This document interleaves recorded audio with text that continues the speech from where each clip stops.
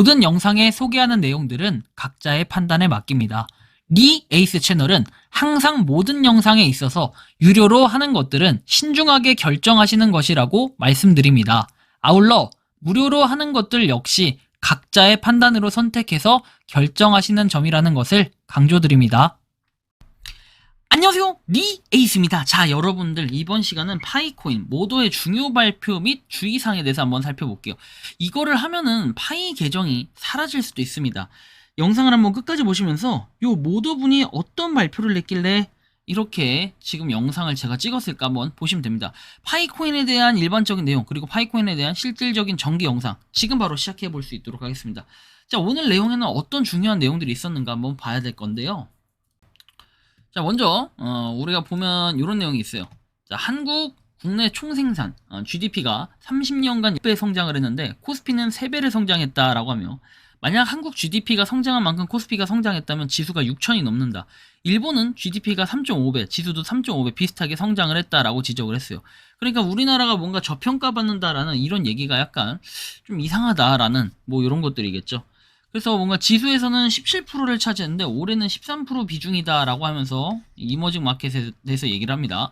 그동안 대만과 인도가 치고 올라 각각 19%를 차지하는데 참다 못해 인덱스가 바뀌어버린 상황이다라고 얘기를 해요.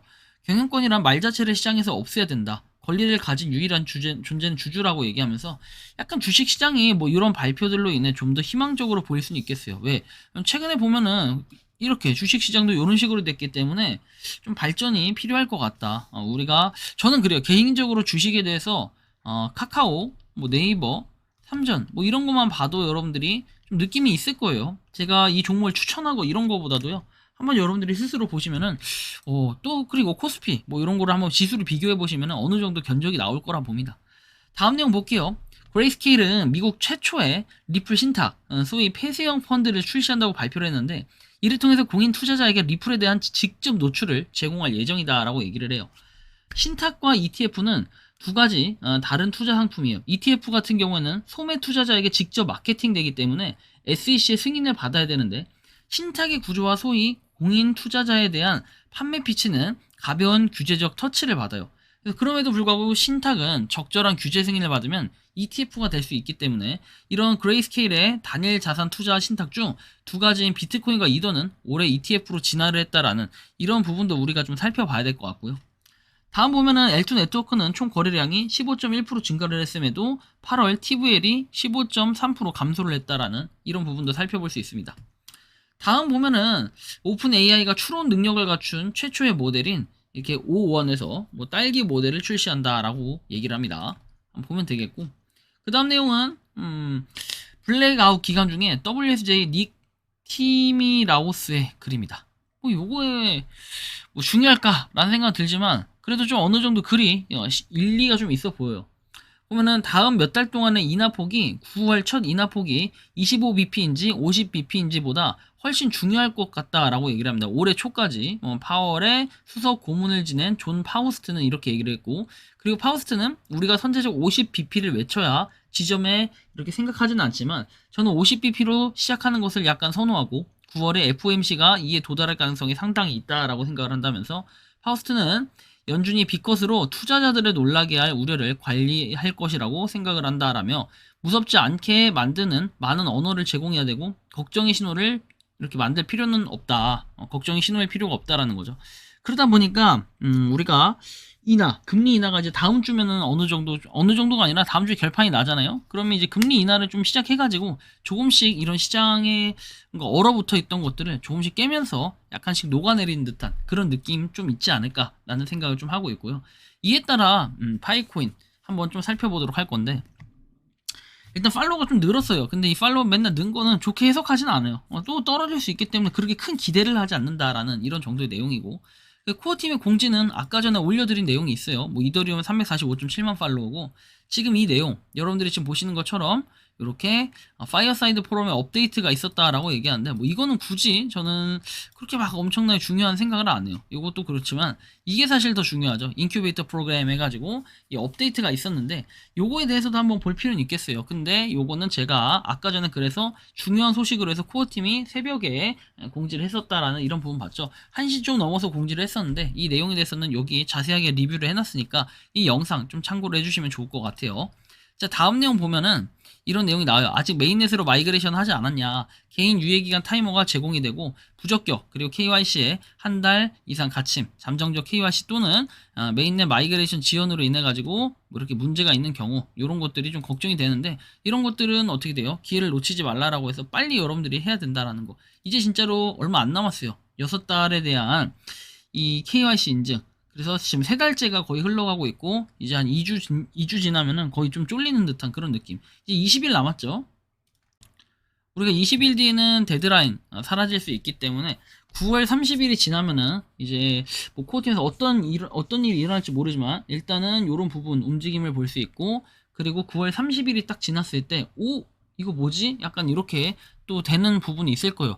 이를테면 아마 10월 2일에 저는 반감기에 대해서 감소한다고 생각을 안 하고 오히려 증가한다라고 좀 많이 보고 있는 상태이긴 합니다. 그런 부분이 아마 참고지표가 될 것이고 그 다음에 이제 뭐 파이 뉴스에서 올라온 내용인데 모도의 경고 폐쇄된 메인 네트워크 단계에서 불법 거래, 사기 행위자, 오픈 네트워크 중개 후에 사라진다. 주장은 성립되지 않지만 주장이 그렇게 할 것이라고 배제하지 않는다 해서 이렇게 GO팀 유명하죠. 이 모더분이 이렇게 올린 글들이 있는데요. 이 글들의 내용을 보면 코어팀 뭐 will never give 쭉 돼 있고 그 다음에 아래쪽에도 뭐라고 한마디 더 남겼는데 이게 뭐 11시간 전에 올라왔던 내용이라고 합니다. 그래서 요걸 좀 직역해보면은 한번 보도록 할게요. 핵심팀은 이러한 사람들을 잡기 위해 사용하는 방법을 절대 제공하지 않는다. 또한 이러한 행위를 하는 사람은 다른 방법을 찾고 다른 사람들이 시스템을 이기도록 장려하기 때문에 그들은 잡는 모든 것을 게시하는 것에서 멀어졌다. 저는 일반적으로 그런 사람들을 쓰레기라고 부르지만 오늘은 그렇게 하지 않겠습니다.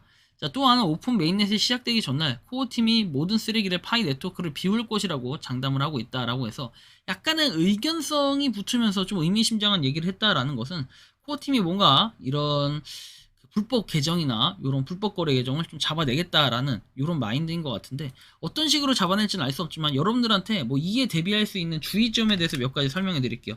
저는 이렇게 좀 생각을 해요. 여기 핵심팀이 이런 걸 좀 잡기 위해서 뭐 방법을 제공하지 않아요. 당연히 그런 매뉴얼이 나와 있지 않겠죠. 그럼 그 매뉴얼 피해가지고 편법을 쓰는 사람들이 있기 때문에 갑자기 어느 순간 여러분들의 지갑이 동결이 될 수 있습니다. 그렇다면 이 동결이 됐을 때 대비할 수 있는 방법을 미리 좀 알려드려야 될 거잖아요.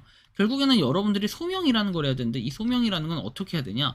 결국 여러분들이 쓸데없이 갑자기 A라는 곳에서 B라는 곳으로 파이가 전달됐을 때 자 이거는 문제가 있어요. 그렇죠? 쓸데없이 전달된 파이는 문제가 있지만 내가 만약에 A라는 사람이 물건을 파는 사람이고 B라는 사람이 파이를 가지고 있는 사람이에요. 그래서 뭔가 이 물건을 팔기 위해서 B한테 물건을 넘기고 파이를 실제로 받았다. 이런 게 있다면은 이 내역을 여러분들이 일련의 과정 예를 들면은 트랜잭션이라든지 이건 냅두고 그 다음에 뭐 그 사람이 연락했던 내역이라든지 그리고 그 물품에 대한 사진 뭐 이런 정도를 좀 남기는 게 어차피 여러분들이 뭐 파이로 이거 거래 얼마나 하겠습니까? 뭐 해봐야 몇 건이나 하겠다고 그렇죠? 정말로 업자 같은 분들이야 뭐 몇십 건씩 하겠지만 그 몇십 건 사진 하나씩 이렇게 찍어놓고 남기는 게 그렇게 어렵습니까? 그런 증거물들을 남겨놓으라는 겁니다. 왜? 나중에 어떻게 될지 모르니까 그렇다면 이런 빙시 같은 게 그치? 파이코인만 왜 이런 식으로 해야 되냐 라고 한다면 할 말은 없어요. 안 해도 됩니다. 근데 만약에 동결이 정말 됐어. 그럼 여러분들 어떻게 할 거예요? 그때 가서는 불안불안해 하지 않겠습니까? 그럴 때를 대비해가지고 뭔가 이런 증거 자료를 항상 남겨놓으라는 겁니다. 왜? 저 같은 경우에도 마찬가지예요. 갑자기 파이가 들어왔습니다. 근데 이거 가지고 누가 뭐라 할 사람이 있냐 없냐? 없습니다. 왜? 결국에는 저도 뭐 광고 이런 유튜브 컨텐츠를 찍어가지고 만든 파이 받은 파이기 때문에 그런 건 유료 광고 포함 이런 것도 적어놔요. 좀 황당하긴 하지만 일단 적어는 놓는 이런 부분이기 때문에 우리가 이런 걸 가지고 증거 자료를 남겨놓지 않으면은 나중에 이거에 대한 소명이 어려워질 수 있어요. 괜히 동결이 되면 좀 짜증나잖아요. 그래서 그런 걸 좀 대비하자라는 이런 얘기예요. 그래서 지금 보면은 뭔가 그런 느낌 때문에 그리고 지금 20일 뒤에 20일은 아니고 한 10 며칠 뒤에 있을 그쵸 9월 30일 데드라인 이후에 뭔가 마이그레이션이 좀 폭발적으로 이루어지지 않을까. 왜? 지금 보면 20일 가까이 20일은 아니지만 지금 보름째 아무것도 안 되고 있다라는 이런 부분을 봤을 때 참 아쉬워요. 야 이렇게 지금 최근 6개월 동안 보면은 이렇게 길게 안 된 적이 전에 이후에 좀 처음이라고 볼 수 있어요. 6개월은. 자, 1년으로 봐도요. 거의 안 됐을 때가 한 번 이렇게 1년 전 작년 한 10월에서 11월 이 텀이 이렇게 길게 한 번 있었고, 그리고 지금 9월에 이런 텀이 조금 길게 생긴 게 그 다음 순위인 것 같아요. 그래서 앞으로 어떤 식으로 코어팀이 극복해 나갈지는 알 수 없지만 좀 더 뭔가 좋은 소식을 갖고 찾아올 수 있으면 좋겠고, 9월 30일이 지났을 때 뭔가 또 한 번의 파이코인에 대한 가치가 오를 수 있는 이런 공지나 내용들이 좀 나올 수도 있지 않을까. 뭔가 소각이 됐다라든지 없어졌다라든지 이런 내용들 말이죠. 그래서 어쨌든 좀 참고하시고 열심히 채굴하다 보면 분명 좋은 소식 있을 거니까 모두들 파이팅 하셨으면 좋겠다라는 이러한 말씀 드리며, 이번 영상은 여기서 마치는 걸로 하겠습니다. 도움이 되셨다면 구독과 좋아요, 알림 설정 부탁드리고, 파이코인을 채굴하시는 많은 분들, 그리고 파이코인 생태계를 위해 노력하시는 많은 파이오니어 분들, 오늘도 파이팅 하시기 바랍니다. 리 에이스였습니다. 감사합니다. 평소에 궁금하셨지만 내가 시도해보기 어렵거나 시간 낭비하고 싶진 않고 새로운 제보를 해주실 분들께서는 아래의 주소로 메일을 보내주시면 제가 해결해드리겠습니다. 단톡방은 유튜브 검색창에 소통창구를 개설했습니다를 검색해주셔서 확인하시면 됩니다.